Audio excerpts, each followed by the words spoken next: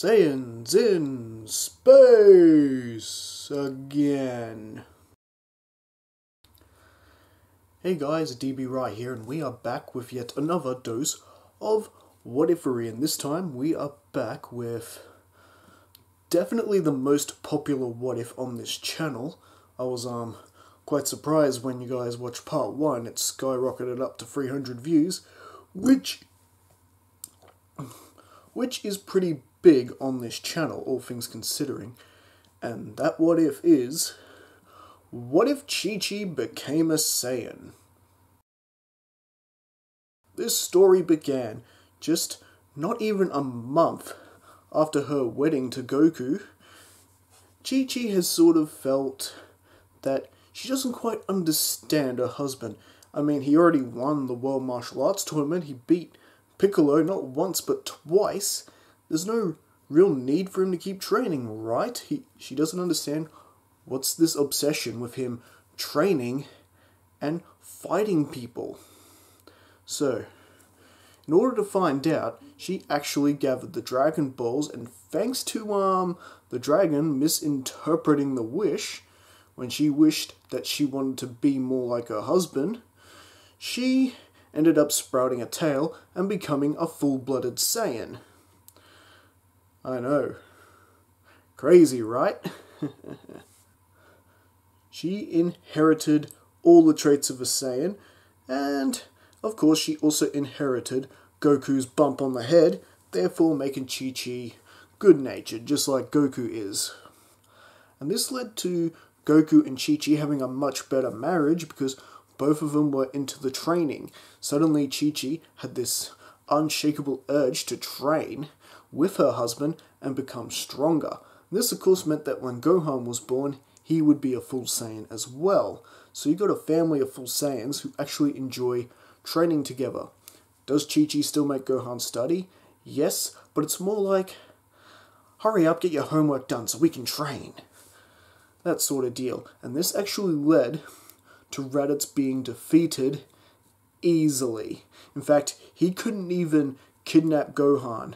The trio, the Saiyan family trio was just too much for him. He had to retreat, and then Chi-Chi, Goku, along with Piccolo, pretty much tracked Raditz down and finished him off. With Kami sensing the approaching danger, which is Nappa and Vegeta, he decided, with King Yama's permission of course, to bring either Goku or Chi-Chi over to Otherworld so one of them could get training from King Kai. Which one went? It was Goku, of course, and meanwhile Chi-Chi continued her training with Gohan and Piccolo. And because of that, those trio were able to get stronger. Now, thanks to that preparation, Piccolo was actually able to survive the battle with Nappa, thanks to Chi-Chi getting in the way of it and withstanding Nappa's blast, and all three of them together fight a combined ki blast that has obliterated Nappa. Vegeta completely speechless, with Piccolo, Krillin, Chi-Chi and Gohan still around, and Goku joining the battle now. There's not really a lot Vegeta can do at this point. He does try to fight them off, you know, Vegeta, his Saiyan pride. He's not going to lose to a lower class Saiyan, this pretender, his wife, and this son of a lower class and pretender. Oh no, Vegeta, being Vegeta, still tries to fight them off. And, well, it doesn't exactly go well for the prince because, well, Gohan, Chi-Chi, and Piccolo are still in pretty good condition, and Krillin isn't quite as banged up as he was in the original. And this actually ended with Vegeta having to throw Energy Ball into the sky. Now, I know I used this in a previous What If, but given the circumstances, I believe the same thing would happen. Chi-Chi and Gohan look up at the Energy Ball and become great apes, while Vegeta uses the confusion to escape and leaves Earth. But of course, vowing revenge as soon as he's healed up and rested up, And of course, when he finds the Dragon Balls on Namek. So now we head on into the Namek saga, where basically the team that goes with Bulma and Namek is Krillin, Piccolo, and Gohan. Bulma, Krillin, Gohan, and Piccolo. They're off to Namek. Meanwhile, Vegeta has licked his wounds, and of course, Nappa leaving his scouter on. Frieza does know about the Namekian Dragon Balls, and he pretty much runs off. But DB Rai, how did Vegeta and Nappa find out about the Dragon Balls? Didn't you say that the Dragon Balls weren't even really mentioned in Part 1? Well, the thing is, remember, Chi-Chi did blurt out that she became a Saiyan by a wish, and once Nappa and Vegeta saw Piccolo and Namek, Vegeta sort of put 2 and 2 together. Oh, well, it seems that the wish balls of Namek aren't just a myth after all. I'm gonna have to go there and find them. So, there you go. And of course, Frieza overhearing it on the scouter.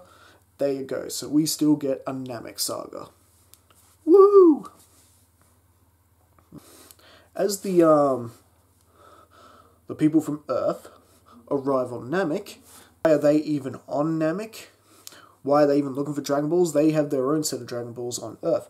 Well, they could actually use the Earth Dragon Balls to bring their friends back, but remember, Kami senses everything on Earth. He knew what Vegeta's intentions were to go to Namek and start finding Dragon Balls.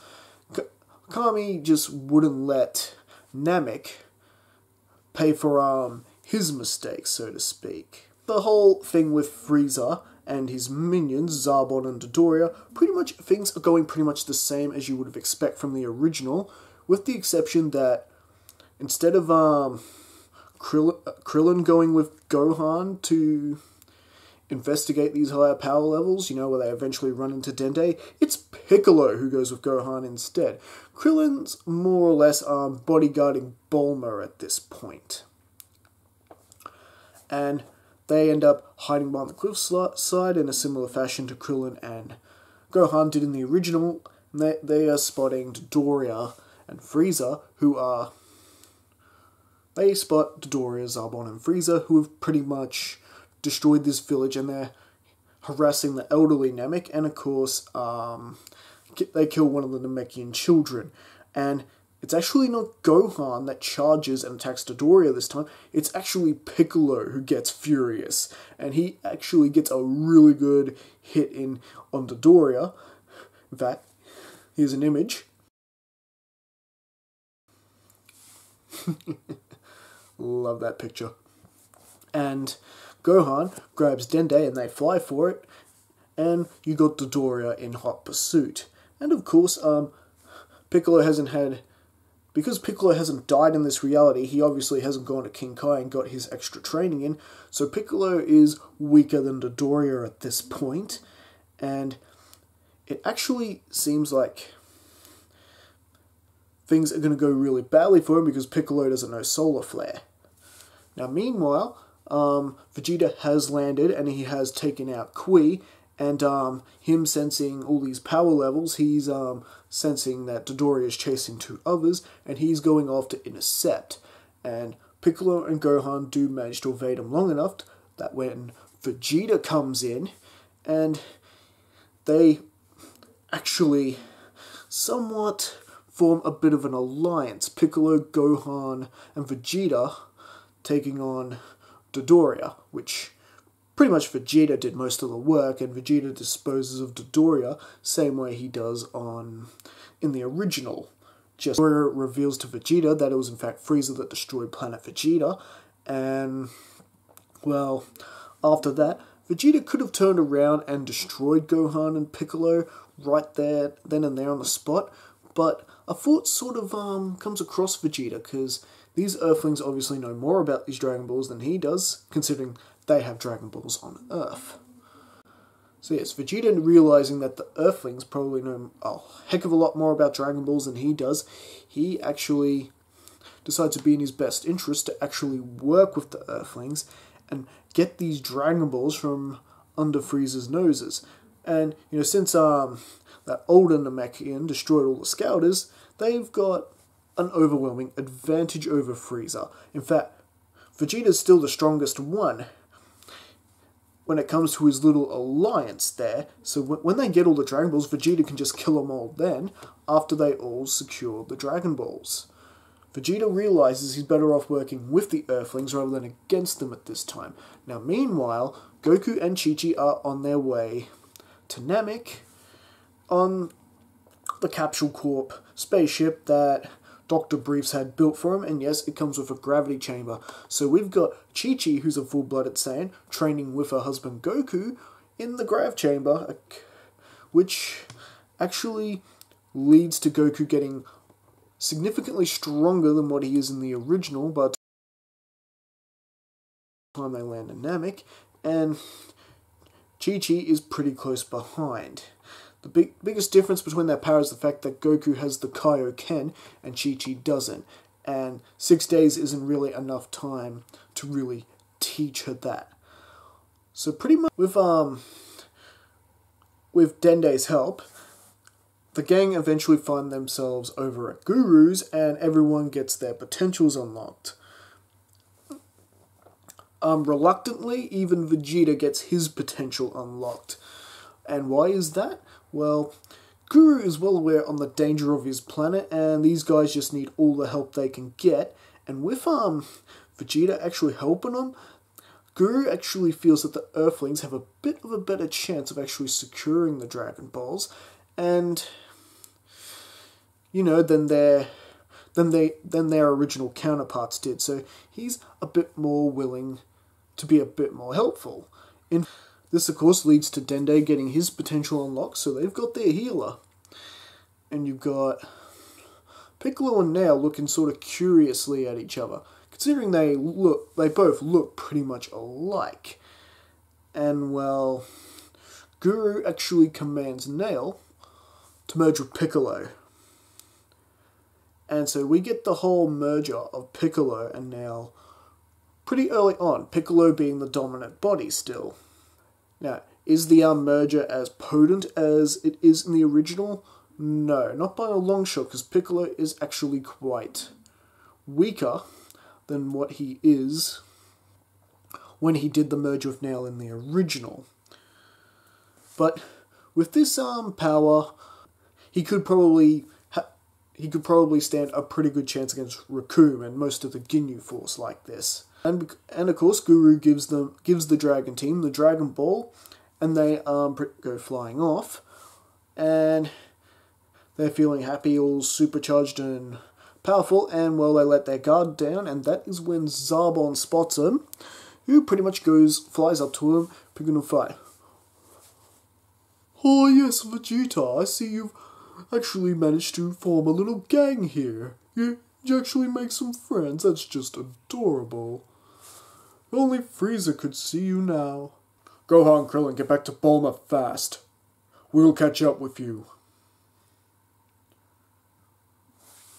And with that, Vegeta and Piccolo fight Zarbon together, and they prove way too much for Zarbon. Zarbon, powering up to his transformation state, continues to have a bit of a fight with him, but Piccolo and Vegeta together are just too much for him. In fact, they take him out together with a combination ki blast, and that is the end of Zarbon. After that, Piccolo pretty much sensed there are other Namekians in a village nearby, and he and Vegeta actually go there and pick up the Dragon Ball. And this is the village that Vegeta actually destroys in the original. You know, the Dragon Ball he finds and then hides in the lake? It's that village. But this time, you got Piccolo there, whose power level with Vegeta is just a bit higher than Vegeta's at this point. So you got him to keep Vegeta in line and stopping him from destroying the village and taking the ball by force. Piccolo basically just explains, look, there are dark forces trying to attain the Dragon Balls for an evil wish. Your best bet is to hand it to me. And Piccolo, being a Namekian himself, the elder of that village hands it over to him, especially once Piccolo tells them that the eldest Namek, Guru, has okayed this. That they're working under Guru.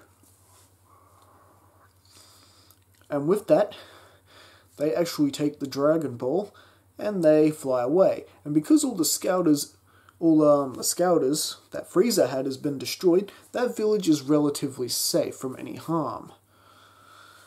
So with that, they're able to fly off, and that is when Vegeta senses some huge power levels heading towards them. That is, of course, the Ginyu Force, who have come and landed.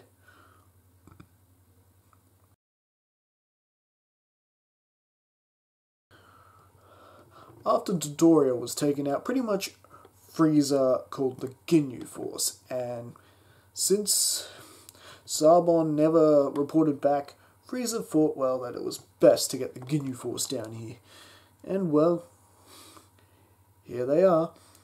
And, well, Gohan and Krillin can also sense the power levels coming, and so they agree that's best to fly off, leaving Bulma to her lonesome, and they end up meeting up with Vegeta and Piccolo, and they fly together with the Dragon Balls to put them in a safe space, but by the time they do, Ginyu Force is pretty much caught up to them, and the fight between them and the Ginyu Force begins.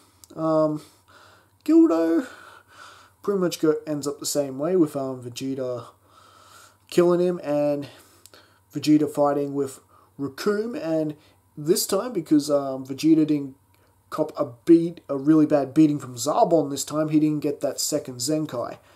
But with his latent potential unlocked by Guru, his I guess his power is still pretty much even, if not just a little bit less. Recoome is pretty much beating him, and you got Piccolo and Vegeta fighting together, and it's still not really going well for them. They basically end up face down on the ground.